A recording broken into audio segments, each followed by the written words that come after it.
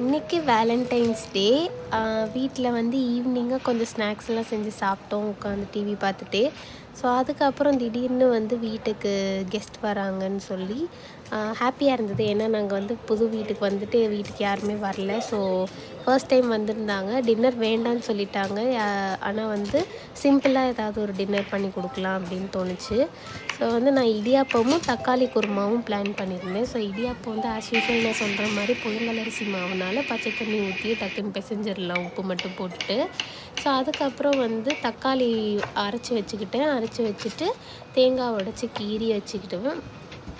அதுக்கப்புறம் அந்த ஒரு மிக்ஸி ஜாரில் தேங்காய், முந்திரி, சோம்பு 3ம் போட்டு நல்லா அரைச்சிடணும். அந்த கேப்பில் ஃபஸ்ட்டு இடியாப்பம் அவிஞ்சிருச்சு. ஸோ அந்த இடியாப்பத்தை ஃபஸ்ட்டு எடுத்துட்டேன். அதுக்கப்புறமா குருமா தாளிக்க ஆரம்பிச்சிட்டேன். ஸோ சட்டியில் வந்து எண்ணெய் போட்டு சோம்பு, பட்டை இலை, கருவேப்பிலை, பச்சை மிளகாய் போடணும். அதுக்கப்புறம் வெங்காயம் எல்லாமே போட்டு நல்லா வதக்கணும். ஸோ இது நல்லா வதங்கினதுக்கப்புறமா அதில் வந்து தக்காளி ஊற்றி திருப்பி வதக்கணும். அப்புறம் உப்பு, மஞ்சள் பொடி, மிளகாய் பொடி, அவ்வளோதான். ஸோ போட்டு இதை நல்லா வதக்கி அது வந்து அதுவே ஒரு கிரேவி கன்சிஸ்டன்சிக்கு தக்காளி தொக்கு மாதிரி வந்ததுக்கப்புறமா அதில் வந்து நம்ம தண்ணி ஊற்றணும்.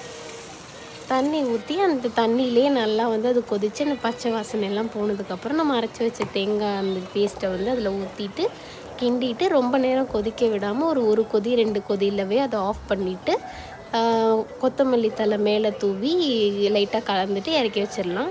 ஸோ சூப்பராக இருக்கும். இது வந்து இட்லி, தோசை, சப்பாத்தி, இடியாப்பம் எதுக்கு வேணால் வச்சுக்கலாம்.